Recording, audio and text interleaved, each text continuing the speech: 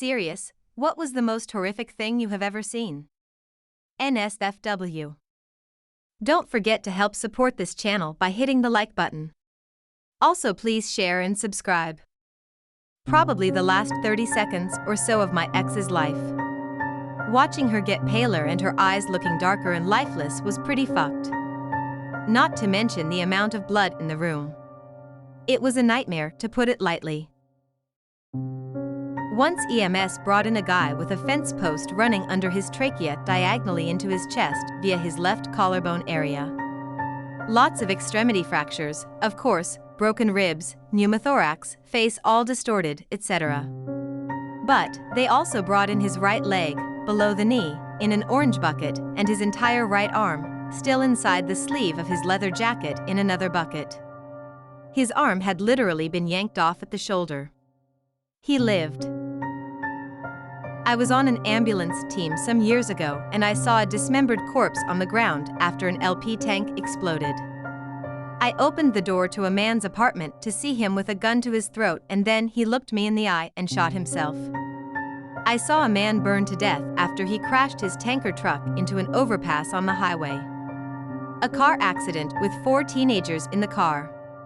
They were going 100 plus and smashed into a tree. The car was ripped to pieces and so were they. About a dozen dead bodies, the worst of which was an old guy who died in the night and was found by his daughter. It was 10 below, she was distraught, her dad was frozen to the ground. She made eye contact with me and then started crying hysterically. I didn't know what to do, so I got her a space blanket. I feel like I should have given her a hug or something.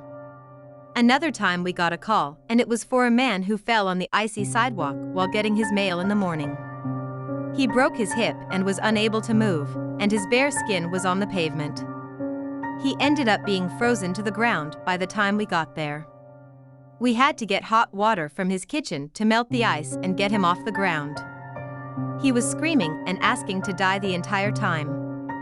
Thanks for the trip down memory lane. Thought I buried a lot of that. 2 people in a Ford Granada had been crushed by a full water tank that had broken off of a fire truck. Almost unrecognizable as humans. Probably the worst for me was one night around 10 p.m. I was sitting on my porch when I heard tires squealing and an explosion. I drove out to the main road and saw scattered debris all over the place, and I saw the car wrapped around a tree. First thing I did was call the police, and when dispatch asked me was anybody hurt, I went and looked. There were 3 occupants. The driver male was unconscious but badly hurt. The rear passenger was partially ejected and actually pinned in between the window frame and the tree. The female occupant was the only one with a seatbelt on, and her spine was sticking up out of her neck. It was sickening. Flying very low in a helicopter filming the more than 130,000 dead bodies on Chittagong Beach who had been swept out to sea by a typhoon in 1991. We flew for 20 minutes over the beach, which was carpeted with the spread eagle dead, for mile after mile. Last week, I watched a man jump off a pier voluntarily, barely attempt to tread water, and then drown. I was in another city for surgery, and this happened 2 hours before pre-op. Had me a little fucked up. When I still lived in a big city in California, I once was in a traffic jam that happened pretty quickly. When I finally got to the bottleneck, I see what once was a human being on the opposite side of the highway. He had been thrown from his vehicle on my side of the highway over the barrier, then hit by multiple cars. He had no arms or legs anymore. Just a bloody torso. In real life?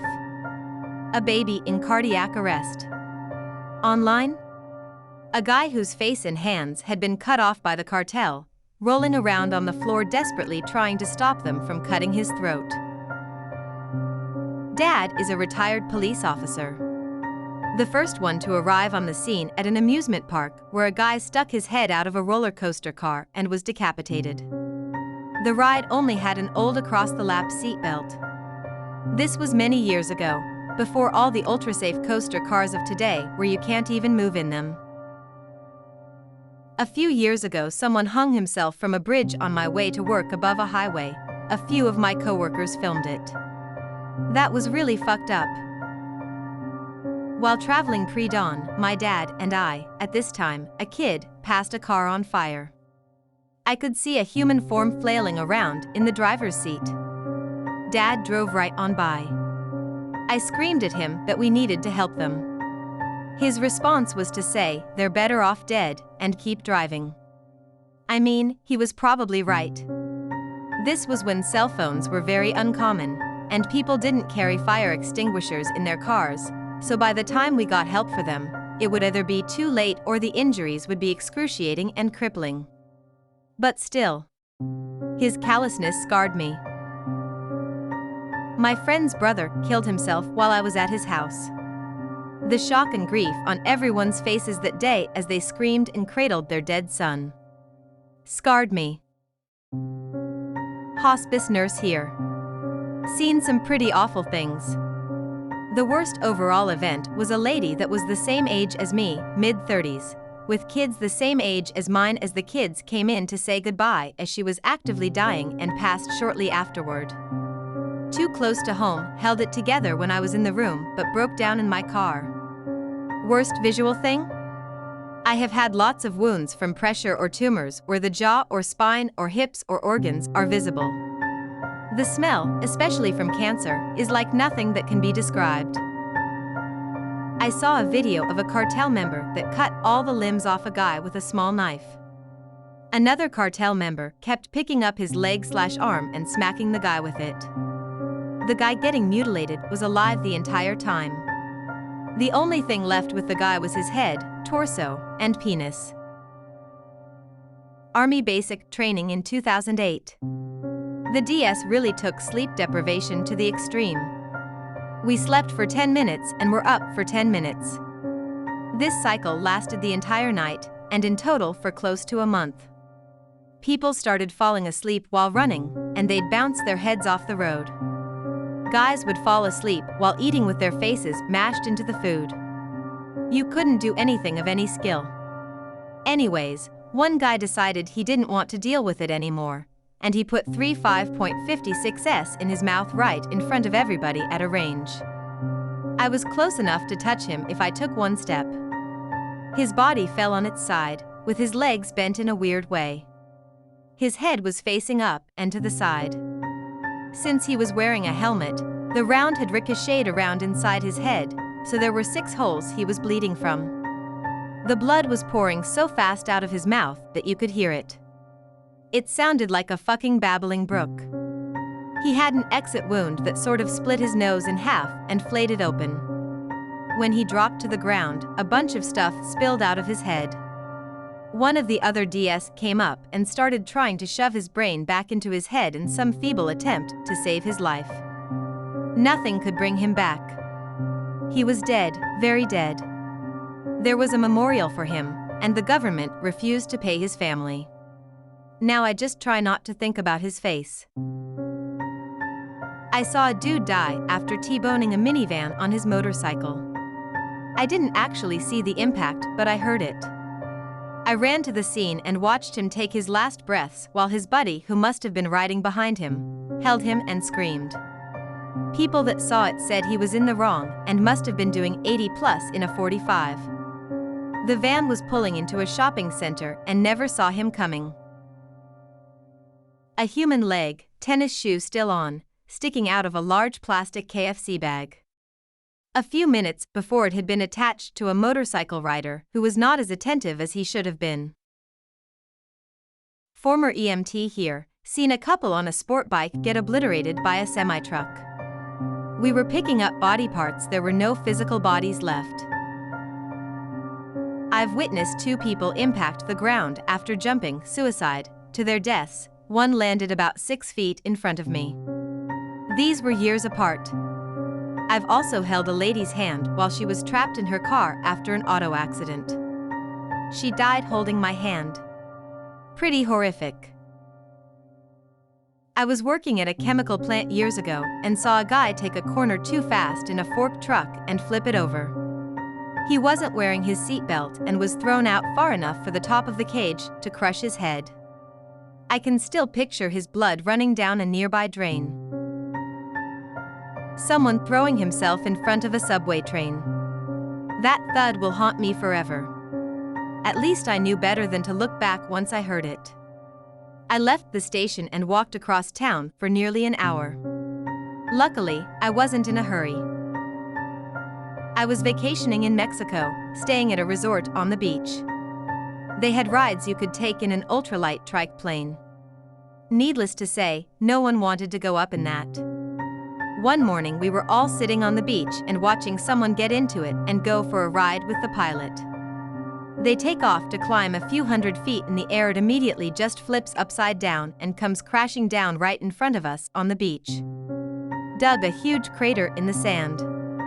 We all ran over immediately, and unfortunately, they were both horrifically mangled and very obviously dead.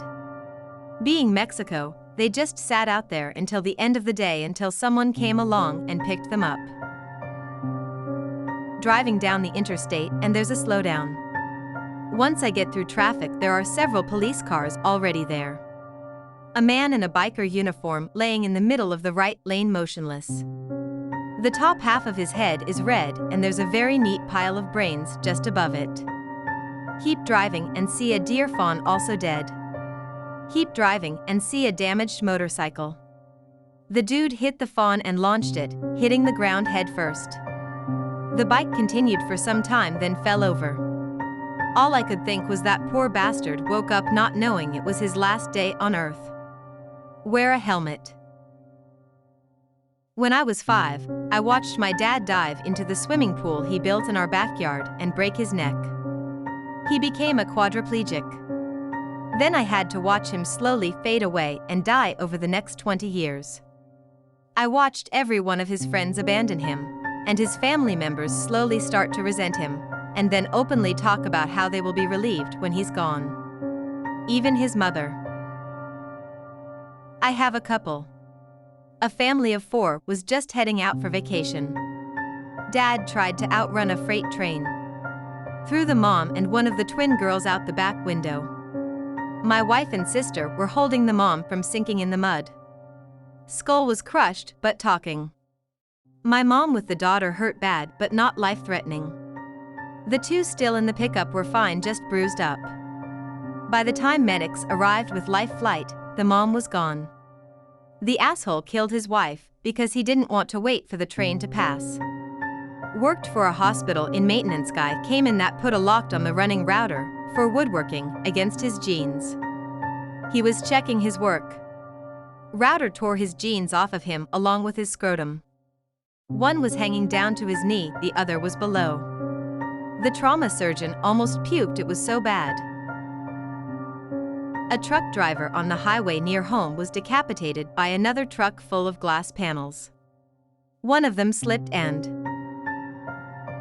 a video of a man passing his toddler a loaded pistol without turning on the safety, of whom promptly shot him in the side, fatally wounding him. Also, I don't know whether or not this actually counts, as I didn't see the video, only descriptions of it, but anyways, the suicide of Bud Dwyer. I couldn't stop imagining him sitting there, blood gushing from his nose, staring lifelessly off into the distance. I was unable to sleep for a night. Oh yeah, speaking of suicide, DDLC messed me up for a bit. Totally didn't expect that. Sleep Paralysis Demons. The most terrifying thing I've ever seen. The sense of helplessness is so unbearable. I was 16, traveling on the interstate. Come upon a very bad wreck just as it had happened. A convertible car ran under a trailer and then was sandwiched by 2 semi-trucks. The convertible top was down, door ripped off, the windshield gone. I tried not to look as we went past. The driver was still strapped into the car but was dead. It was extremely gory. I didn't even recognize him as a person at first glance. I still have images of it every now and then. I'm 42 now. I responded to the USPS shootings at Goleta, California just over 15 years ago. A former employee killed 7 people and then herself. Blood and bodies lie outside and throughout the processing plant. Volunteer firefighter. At the scene of an MVC where my friend's sister passed. I was doing traffic control, but when her grandparents drove up to me and quietly and calmly told me all about her and how much she had to live for, while her remains were being removed from the mangled mess of vehicles. I was coming home from work on the motorbike. Traffic stopped ahead of me, looked like an accident just happened at the lights. People getting out of cars, etc. Too far to see, but people start to organize cars going past in one lane. As I get close, I can see a motorbike on the floor with what looks like oil everywhere. It's clear a biker is down. Another biker who put his bike blocking one lane walks over and says I can go past if I can stomach it, at which point I looked more closely. It was not oil, it was blood. What I thought was the bike was actually a body, and as I realized what I was seeing, it was a courier who went under a lorry wheel. His head had been squashed, helmet had pinged off, the top of his skull had blown open with brain matter everywhere, just a hollow hole in the top of his flattish head. The rest of my ride home was quite somber, and the image sticks with me, 3 years later, every time I ride my bike. Don't filter between cars and lorries at lights, people. I saw a young woman on a bicycle get mowed down by a car that blew a red light. The bike was crumpled up under the car like a wad of tinfoil. The woman went up, over the hood, and through the windshield. I'll never forget her screaming. Watching the second plane hit and seeing too many humans jumping out of windows to avoid death from fire on 9/11. The sound of the bodies hitting the ground and exploding has never left my brain. Doing CPR on an ironworker that just fell about 45 feet onto concrete in front of me. Hit so hard his boots flew off. While doing chest compressions, his brains were squirting out of his head. He did not make it. Seeing a passenger on a mother decapitated and his head rolling down the highway. Brother sliding on the sand on a motorcycle and crashing, dying. IED took out 39 school kids in the sandbox. My best friend fell off the side of a mountain when rock climbing. I saw every bounce and just stayed on the side of that rock for an hour sobbing. The worst was watching my 58-year-old mother withering away for 18 months from a stroke. 55 years of YOLO has put some shit in my brain. Long back in 2008, I had the misfortune of running into a little girl's naked body. She was raped and her body dumped into bushes. She was the daughter of some poor construction workers and was reported missing for 3 days. I still feel sad for her. When I was 13, I went on a school trip and the bus I was in stopped underneath a bridge under construction. Something happened and by my window, I saw debris fall down followed by a man, followed by more debris. I looked out the window and saw his corpse lying under the debris and his brains splattered on the pavement. I couldn't help but stare. Driving past a car accident in which a guy on a motorcycle had been hit by a school bus. The bus drivers in our district are notoriously reckless drivers, and this particular driver crested a hill doing 10 miles per hour over the limit, hitting a motorcyclist making a left turn. Some people talked about the police picking up fingers from the pavement, but what stuck in my mind was the enormous blood splatter all over the front of the bus. The aftermath video of a guy who tried to shoot himself in the head with a shotgun. Somehow he survived, but his wails of pain through an open front face are something I'll never forget. For some reason, 99% of all shotgun suicides I've seen make the person look like a Demogorgon. Saw my own cousin attempt to cut himself open in several places during a mental break and have his day, an off-duty EMT crying trying to save his own son. He did and is doing better now. The worst pet one was coming to work, working in a pet store, and found one of the lizards had a severe prolapse in the night. Then the tank mates decided to eat them. An accident, a truck ran over a pedestrian, crushing her skull and legs. It was a little girl around 10 years old. I was a young child at that time. The memory still haunts me. When I was about, I don't know, maybe 4 to 5? I found my uncle dead. Victim to suicide. However, because I was just a dumb kid, I told my mom he was sleeping in the bathroom. Turns out he shot himself. When I was 8, found another uncle suicided but hung himself. Sadly, he was one of my favorite uncles. He always pranked me and everything. He was a cool guy. I'm gonna cry now. I was 15. Friend's dad had picked him and I up from school and was taking us to their house. We round a bend in the road and saw a car had gone off the road. The top part of the car and trunk were laying in the pasture about 50 yards behind the car. His dad told us to stay in the car and he ran out to the car. Of course, we didn't listen and followed. The driver's head and shoulders were lying in the back seat. The barbed wire had caught at the windshield and gone through the car like a laser, cutting the driver and the car in half horizontally. Recently, I followed a ton of cop cars to see what all the fuss was about. 2 dead bodies lay on a front lawn. The ex-husband had stormed their own kids' party, chasing his former spouse. Shot her on the lawn, then turned the gun on himself. Her body had slid down a hill, lifting her shirt, exposing 2 gunshot wounds. I drove by shortly after it happened and before they blocked it off. If you enjoyed this video, please like and subscribe. And feel free to leave a comment or email the Horror Girls with suggestions, your own scary experience, original fiction, disconcerting videos, or anything horror related that you would like to share. We'd also love to help promote indie or up-and-coming horror authors by posting a book review or your book trailer. Email us for more info.